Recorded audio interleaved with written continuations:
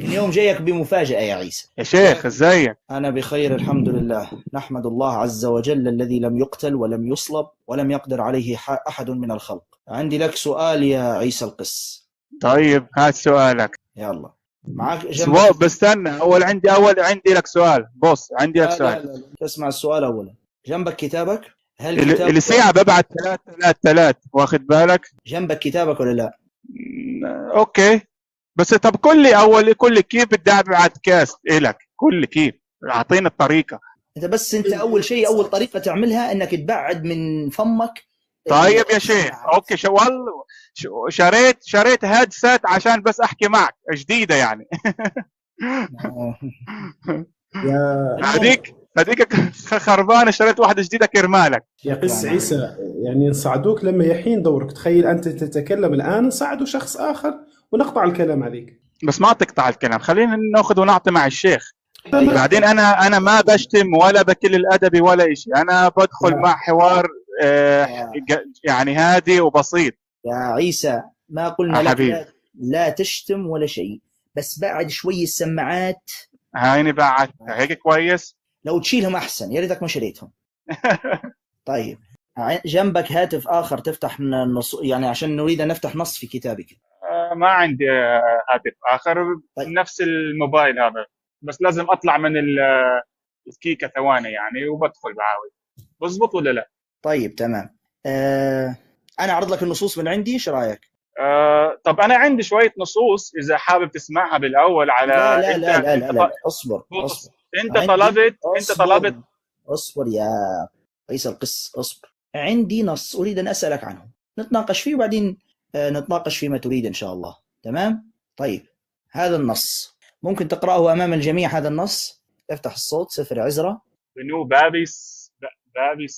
بنو بنو باباي. بنو بابس. باباي يا رجل، أين بابس يا رجل؟ انا اقول لك مش شايف منيح عشان ها حط لك في وجهك يعني. اوكي، باباي ست 123. يا عيسى، أنت بتعرفش تقرأ ولا كيف؟ اقرا انت ايش؟ بنو باباي هذه وحدها، وبعدها اوكي. ستو. 600 أيوه 623. تمام. هذا النص وين موجود؟ في الكتاب المقدس عندك صح؟ اوكي صح. تمام. يعني بنو باباي كم عددهم؟ 623. طيب، ممكن كلكم تكتبوا في التعليقات يا إخوة كم عدد بنو باباي؟ لو سمحتم تكتبوا لي في التعليقات. ممتاز. أظن الجميع متفق إن حسب سفر عزرا 2:11 إنه بنو باباي عددهم 623. ممتاز.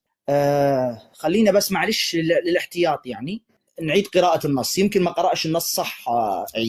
عيسى أعد قراءة النص لو سمحت. بنو باباي 628. إيش؟ 628. أنت يمكن ملخبط، مش الآن قلت إن هم 623؟ كيف الشاشة مش واضحة ولا كيف؟ امسح شاشة الهاتف. 628. طيب امسح الشاشة شوي، امسح وتأكد معلش. بنو باباي 600، أنا شايفها 23. شايفين 28. 28. اه ألست الآن قرأتها 623؟ لأن بسلامة فهمك كتابك وقع في تناقض يا عيسى القسيس. في سفر عزرا يقول عددهم 623، وفي سفر نحمية 7:16 يقول عددهم 628. يعني عندك زيادة 5 يا حلو. تفضل حل هذا التناقض اللي موجود في كتابك. ألو، شكل النت ضعيف عند اليوم. نعم يا شيخ، أو مشكل بالسماعات اللي اشتراها. اللي شراها لا، عشان سمعك خاطر. كويسات، انا سمعك أيوة. كويس. سمعنا الحمد لله، طمنا عليك، ظننا يعني صار لك شيء، ولك الحمد لله يعني بخير انت. الحمد لله. انا بخير الحمد والحمد لله. لله. تفضل رد. ما عندي فكرة، لازم اراجع النص، وممكن ارجع لك في يوم ثاني، يعني لازم ابحث عن هذا الموضوع. طيب حلو، جميل جميل. معلش نص في معلومة بس سريعة أريد أن أتأكد منها. اسمح لي. تفضل. أه طيب. تفضل يا شيخ، انت حبيبنا يعني. شكرا يا احنا عيسى. بنعرف بعض من زمان. كانت عرفة طيبة. حسب رأيك يا عيسى، هم 5 يعني 5 زيادة ولا 5 نقصان؟ لا شكله زيادة شكل. طب وفي يا شيخ، كمل. ايه انا عبولي يا شيخ، منين جايبين اسماء افلام الكرتون؟ هي باباي وشمشون طلعوا من الكتاب المقدس. آه ممكن تقرأ لي هذا النص يا عيسى؟ طيب بس إن شاء الله تقرأ صح بس. والله أنا متخوف من الكلمة الأولى الشيخ. طيب كان أخزيان ابن 42 سنة. توقع الأخ أمين أخزيان من يا رجل؟ أخزيان مش أخزيان. طيب شيخ ماشي. أنا كنت متخوف يقراها زاد بالراء يا شيخ. الحمد لله اللي ما قراها هكذا. طيب كان أخزيا ابن 42 سنة أيوة حين ملك. أيوة وملك سنة واحدة في أورشليم، واسم أمه عسلية. مش عارف. عسلية اللي هو طيب أوكي عثلية أنا أمزح. بنت عمري. يعني كم كان عمر أخزيا حين ملك؟ 42 سنة. طيب ممكن كلكم تكتبوا يا إخوة في التعليقات لو سمحتم. طيب كم كان وبعدين بعد ما ملك كان 42. مظبوط مظبوط اوكي. كلكم كتبتم 42 صح؟ طيب وهنا يا أخزيا 42 بعرف النص 42. ايه وكان أخزيا ابن كم؟ 42 بعرف النص، بحكي لك من دون ما اقرا يا يعني 22. كم كان عمره؟ يعني 22 سنة هنا صح؟ في سفر الملوك صح؟ 22 نعم. حلو، بما انك تعرف النص الحمد لله انك انت بتعرف النص. طيب جاوبنا ايهما الصح؟ هو اول كان سؤال. اول خلينا نجاوبك. طيب يلا روح. ما اسمع سؤالي جيدا. ايهما الصح؟ اللي قال كتابك 42 ولا برضو اللي قال كتابك 22؟ 42 العدد العمر الحقيقي 42 نعم. و22 نعمل بها ايه ان شاء الله؟ هو 22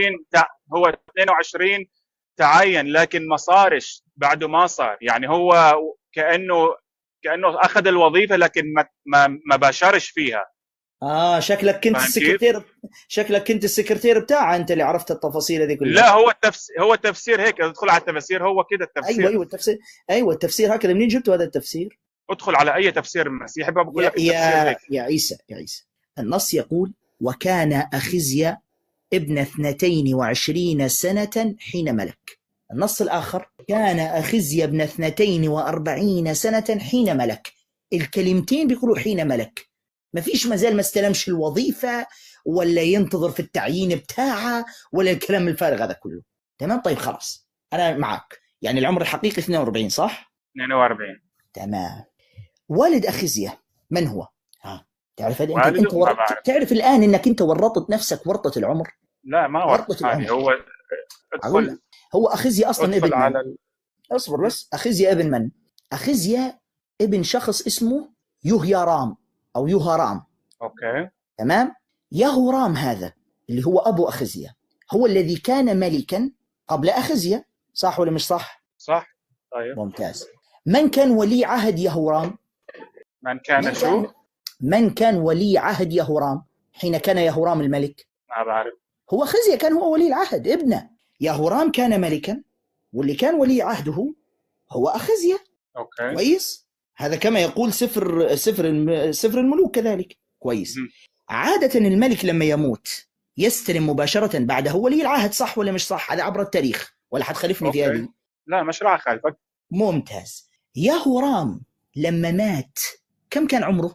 اقرأ النص. كان عمره 40. أنا عارف النص. كان عمره 40. يهورام لما مات كان عمره 40. ولي عهد من؟ ابن أخزيا. يعني أول ما مات يهورام في عمر 40 اللي استلم بعد من؟ أخزيا. وانت قلت أخزيا كان عمره 42 يعني أكبر من أبيه بسنتين. مش قلت لك ورطت نفسك ورطة العمر؟ ولذلك يا إخوان هو طبعا لخبط. هو عيسى لخبط. تمام. علماء النصارى قالوا العكس. قالوا رقم 42 غلط من الناسخ لما كان بينسخ كتاب النصارى. قالوا رقم 42 غلط لأن الولد حيكون أكبر من أبيه بسنتين، مش منطقي. قالوا العمر الصحيح اللي استلم فيه أخزيا الملك 22. أما 42 هذه غلطة ناسخ باتفاق علماء النصارى، غلطة ناسخ. فكان العمر الصحيح ماذا؟ العمر الصحيح 22. لكن عيسى القسيس شكله شارب أرجيلة ولا مأرجل قبل شوي. أنا ما بشرب إشي يا شيخ يعني لا تفتي. طيب ماشي يكفيك إنك ماشي كويس ما تفتيش يعني. ماشي تمام. يكفيك إنك تتناول في الكنيسة دم الرب وجسد الرب عندك، فهذا بنفسه لكن لا نعبده زي ما بقول معاذ. لا بتعبدوه. خلينا قلبت الفيوزات بتاع الراس. فقال بدل ما يقول 22 قال 42. لكن أنا ساعدتك. طيب عندك نص احنا بنعبد. علماء دقيقة بس، علماء النصارى قالوا العمر الصحيح 22. طيب 42 اللي قال نفس الكتاب برضو، كتاب النصارى هو اللي قال في سفر آخر اللي هو سفر الأخبار، هو الذي قال أن 42 هذا عمر أخزي حين ملك. قال لك علماء النصارى لا معلش، الناسخ اللي كان بينسخ كتاب النصارى غلط يا جماعة، أخطأ، وقع في خطأ، فبدل ما يكتب 22 كتب 42، وتوتة توتة خلصت الحتوتة بس. تفضل إذا عندك ماذا تريد أن تقول الآن؟ يعني أنتم بتعتقدون يعني أنت وبسمع كمان معاذ وغيره بتعتقدون أن إحنا بنعبد الجسد والدم، وهذا ما فيش أي واحد بيقول هيك، فيش أي مسيحي بيؤمن بهذا، وبتعتقدون أن الأنبا أثناسيوس قال، الأنبا أثناسيوس قال يا عمي أعطيني نص من الإنجيل، مش أنت بس تؤمن بالقرآن، وإذا جبت لك إشي من برا القرآن تؤمنش فيه، أعطيني شيء من الإنجيل. ما فيش. طيب يعني أنت لحظة أنت الآن برافو عليك غيرت كلامك. قبل قليل قلت ما فيش مسيحي قال إن نحن بنعبد جسد المسيح، ولما جبت لك أثناسيوس الرسولي هو الذي قال ذلك، راح تقول لي لا جيب لي من الإنجيل. خلاص أنا موافق. تريد أن نتناقش من الإنجيل فقط؟ تريد أن نتناقش من الإنجيل فقط؟ تريد أن نتناقش من الإنجيل فقط؟ نتناقش يا شيخ، ما عندي مشكلة. خلاص ممتاز. أخرج لي أصلا من الإنجيل أين يسوع قال لك اعبدني، لا جسد ولا غيره. أين قال لك اعبدني أصلا؟ أين أمرك بعبادتي؟ يلا يا جميل تفضل. طيب. أنت تريد بس نقاش من الإنجيل؟ تفضل يلا أخرج لي نصا من الإنجيل يقول لك اعبدني يسوع المسيح. طيب افتح معايا سفر الرؤيا 21:7. افتح معايا. اقرأ. ما فاتح معك سفر الرؤيا كم؟ 21:7. يلا سفر الرؤيا. هذا النص يأمرك يسوع يأمرك بعبادته. لا، هذا النص بيوضح أن المسيح هو إله، ردا على السؤال اللي قبل. افتح يا ابني، أنا سألتك سؤالا قلت لك أين قال لك يسوع المسيح اعبدني؟ بس افتح النص هذا. أخرج. سنأتي لهذا النص، لكن لا تنتقل من نقطة لم ننتهي منها. أخرج. طيب افتح يوحنا 15:15. اسمعني، نحن نتكلم الآن عن أمر معين، ألا وهو أخرج لي من الإنجيل أين يسوع قال لك اعبدني. عندك نص يقول فيه يسوع اعبدني، يقول لك اعبدني أو لكم اعبدوني؟ هل يوجد؟ طبعا النت ولا كيف؟ سماعات شكل مش تمام. راح على فكرة. سمعني؟ لا مش سامعك. سمعني. قلت لك افتح يوحنا 15:15. لا شفت العباط أنتوا. سمعني. هو كان ساكت أصلا. ماذا قلت يا عيسى؟ قلت ما أنا قلت 3 مرات افتح إنجيل يوحنا 15:15. اسمع. قبل أن نفتح أي شيء، سمعت سؤالي ولا لا؟ سمعت سؤالك. ما هو سؤالي؟ أعطيني نص أنه أين قال المسيح اعبدني. ممتاز. عندك نص يقول فيه المسيح اعبدني؟ يوحنا 15:15. جميل. يلا نفتح يوحنا. يلا 15 العدد 15. يلا. لا أعود أسميكم عبيدا، لأن العبد لا يعلم ما يعمل سيده، لكني قد سميتكم أحباء، لأني أعلمتكم بكل ما سمعته من أبي. هذا النص اللي يقول لك فيه اعبدني. هذا النص اللي يقول لك فيه اعبدني. أنت والله عارفهم قسما بالله العظيم عارفهم. أنت تسأل في الشرق وهو يجاوبك في الغرب. جايب لي نص ينفي العبودية يا عيسى. يا عبيط، جايب لي نص ينفي العبودية أصلا. كيف هذا؟ بس معلش. لا حول ولا قوة إلا بالله. طيب يعني يسوع المسيح خلاص ممكن أتكلم ولا لا؟ مش بيسميكم عبيد صح؟ خلاص ممنوع تسمية عبيد منذ اليوم صح؟ ممكن أتكلم ولا لا؟ جاوبني بس. خلاص ما فيش تسمية عبيد من اليوم صح؟ ممكن أشرح النص ولا لا؟ تفضل اشرح النص. طيب. فهنا المسيح يلغي شيء اسمه عبيد. فكما المسيح ألغى زي ما قال أنه جئت لأكمل، فهنا يضع قانون جديد للعبادة. فالمسيح لغى العبادة فاستبدلها بالأحباء، عشان علاقتنا بين الله والإنسان. بس عيسى، بس مقاطعة بسيطة. بس أنت قلت ألغى العبادة وجاء بقانون عبادة جديدة. مش عبادة جديدة، أنت قلتها. المسيح رفعنا من العبودية إلى أولاده، إلى أحبائه. فهذا هو أرقى من العبيد. أيوة. سامع كيف؟ أيوة. فهو سامع. الله ما بدك تعبده كعبد، بل بدك إياه تكون معاه علاقة روحانية. طيب كأبو. خلاص انتهينا. عشان هيك احنا بنصرخ إليه من كله أبانا السماوي. طيب خلاص انتهينا يعني، صح؟ يسوع خلاص احفظوها يا أعطيك إخوة. نص ثاني بس. اصبر احفظوها يا إخوة. يسوع المسيح ألغى العبودية، خلاص ما فيش عبودية في المسيحية يا جماعة. صح يا عيسى؟ ما فيش عبودية في المسيح صح؟ ما فيش عبيد عند المسيح، صح يا عيسى؟ ها عيسى تكلم يلا، أكد لنا المعلومة. خلاص ما عادش في عبيد.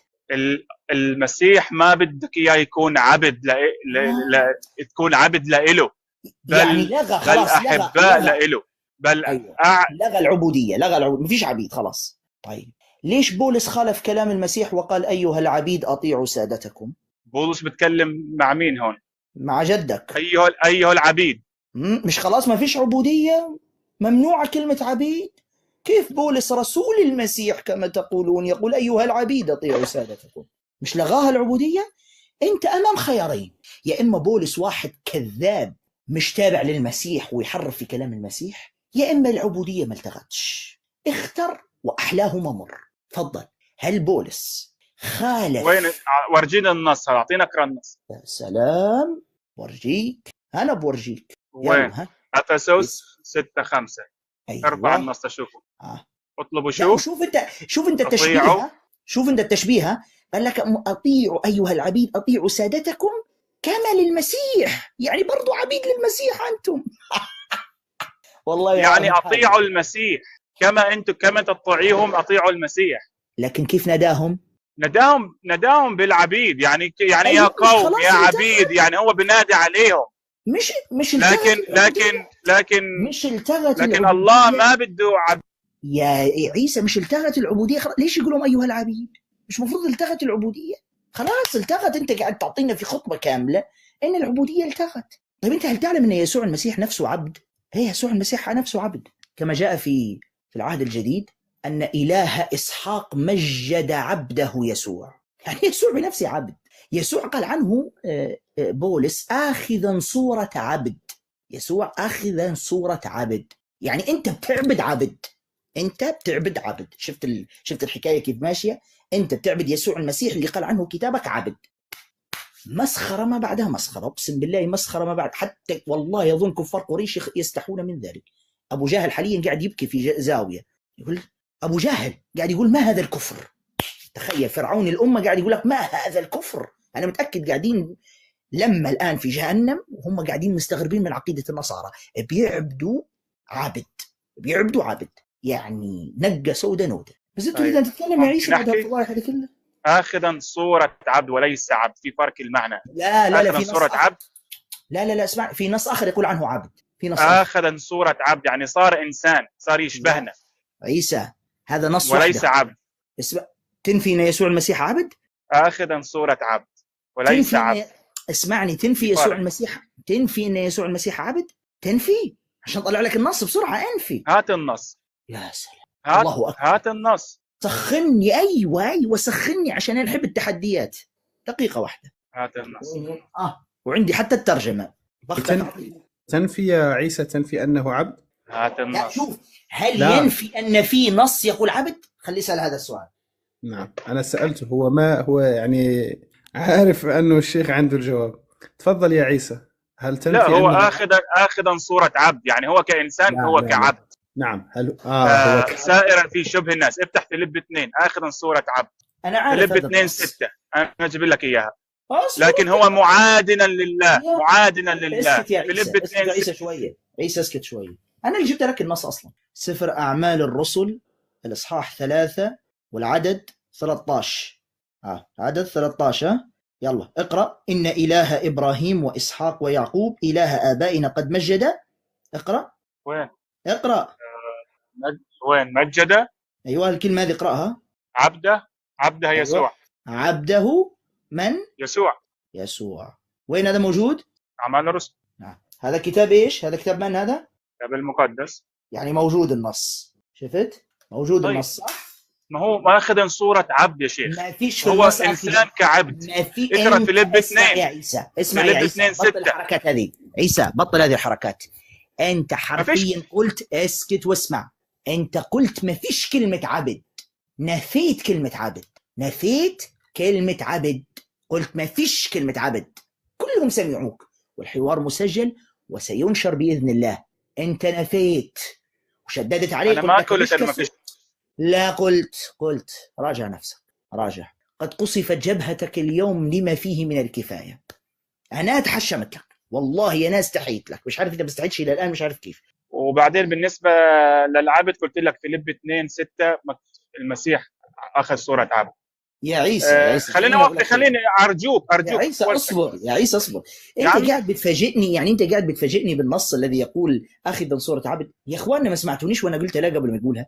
قلت له عندك نصين، نص يقول انه اله اسحاق مجد عبده يسوع، والنص الاخر يقول اخذا صورة عبد. انت قاعد تتفاجئ فيه، يعني عارفين النص في رسالة بولس الى اهل فيلبي اخذا صورة عبد، عارفين، بس انا بكلمك عن النص الاخر اللي في سفر اعمال الرسل مجد عبده يسوع.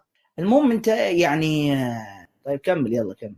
لا حول ولا قوه. المهم بعدين انا يوم اول ما دخلت اذا فاكر قلت لك بدنا نحكي، انت طلبت نص عن المسيح اله ولا رب وهيك، واربع مرات قلت لك، بعدين انت قلت لي بدك ترجع لي وما رجعت ونزلت، فما اعطيتني فرصه. تفضل يلا اتكلم معك. مظبوط ما اعطيتني فرصه ولا لا؟ يعني الواحد يكون الحق يا شيخ. الآن. لا نسيت، بس نسيت انك انت تريد ان تناقش. الان معك. انت نسيت انت عقلك بدك تروح، خلص بدك تخلص. انت عقلك ايش؟ ماشي يلا يعني انت بس بدك تخلص وتاخذ واحد ثاني، ما بدك مش بدي يعني أخلص. تعطي الشخص فرصه نهايه. احكي ما عندك الان، ها ماذا تريد؟ سفر الرؤيا 21/7. سفر الرؤيا 21/7. ايه اقراه. نعم اقرا لي يا شيخ. نعم.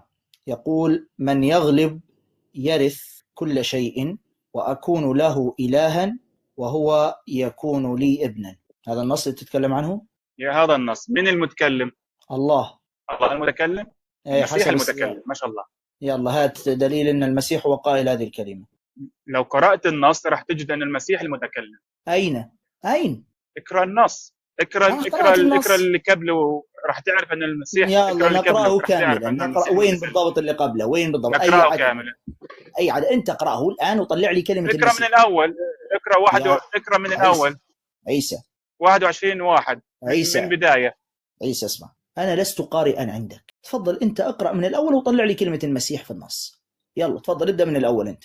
يلا افتح اقرا من الاول انت وبين لنا. انا اذا طلعت راح اطلع من البرنامج، فما عندي موبايل ثاني، فانت عندك الكتاب المقدس وانت عندك الموبايل. فاقرا من الاول. انت قل لي، انا مش هقرا لك كل الاصحاح، وين بالضبط في اي عدد قال ان المسيح وانا ساقرا؟ هم يا شيخ 7، يعني من 1 ل7 هو بعدد ال7. من 1 ل7 يقول المسيح؟ من 1 ل7 صح؟ اقرا من 1 ل7. لو ما طلعناش كلمة المسيح ماذا تفعل؟ مين المتكلم يا شيخ؟ يا عيسى سؤالي واضح، انت قلت من 1 إلى 7 المتكلم المسيح صح؟ طيب لو ما طلعناش كلمة المسيح ماذا ستفعل؟ تقلب وجهك مع شوريني وجهك صح؟ ماشي تأكد طبعا. هو مش ما فيش كلمة. افتحوا سفر الرؤيا يا إخوة 21 وابدأ من العدد الأول إلى العدد 7. ما فيش كلمة المسيح، بيخرط هو بس. وما هيك يا شيخ اسمه الرؤيا يعني منام. هو لو بنتناقش في سفر الرؤيا هذا يعني موال آخر أساسا. هاي يا عيسى يلا تأكدت من النص؟ في الإصحاح 6 بيقول لك أنا الألف والياء. عيسى أنت قلت سفر الرؤيا إصحاح 21 صح؟ شن أخذك لي سفر الإصحاح 6؟ مش حسمح لك. طلع يلا هنا من إن القائل إن حبيبي في إصحاح 21 أيوة العدد السادس اللي ما قبل السابع بقول لك أنا الأول أيوة أنا الأول هو الألف والياء والبداية والنهاية صح؟ نعم. من هو الألف والياء والبداية والنهاية؟ أين غير هنا؟ المسيح. اسمعني أين هنا؟ المسيح. كانش تعيط. أين هنا المتكلم إن المسيح؟ يلا طلع لي أنا الألف والياء، الله سبحانه وتعالى هو الألف والياء. وين هنا أن المتكلم المسيح؟ وين أن المتكلم هنا يسوع؟ هاي حبيبي أخرج من النص. في كل الكتاب، في كل سفر الرؤيا، المسيح عندما يقول أنا الألف والياء هذا شيء معروف. ما فيش مقال لم يقل ذلك. لا وين؟ أخرج لي من النص أن المسيح هو قائل هذه الكلمة. طب خليني أسألك سؤال. ما تسألنيش أخرج لي من أنت تنكر أن أنت تنكر أخرج لي ما تسألش أخرج لي من النص أن المتكلم هنا المسيح. إذا ما أخرجتش تنزل. يلا هي أي بصيرة تلصقوها في المسيح، أي نص أي واحد يتكلم أي كلمة يحطها في المسيح على طول في المسيح. طيب أنت أعطيك مفاجأة يا عيسى، أنت عارف أن الشيطان إله في كتابك؟ الشيطان إله في كتابك. يعني لو سلمنا جدلا بكلمة إله، كلمة إله في كتابك لا تعني الله الحقيقي المستحق للعبادة بالضرورة. أطلقت على موسى النبي عليه السلام في سفر الخروج، قال أنا جعلتك عن موسى أنا جعلتك إلها لفرعون. بولس يقول عن الشيطان إله في رسالته إلى أهل كورنثوس، إله هذا العالم قد أعمى أذهان غير المؤمنين. شوف التفاسير بتاعك بتقول عنه أنه هنا المقصود به الشيطان، ومع ذلك ليس المسيح المتكلم هنا. شوف أنا مسلمة معك إلى أين؟ امشي تأكد من النصوص، امشي تأكد منها. يلا ممكن أحكي الحين؟ اقرأ كتابك يا قسيس عيسى. تعال حول الشيخ، المشكلة الشيخ بيعلمكم الكتاب، الله المستعان.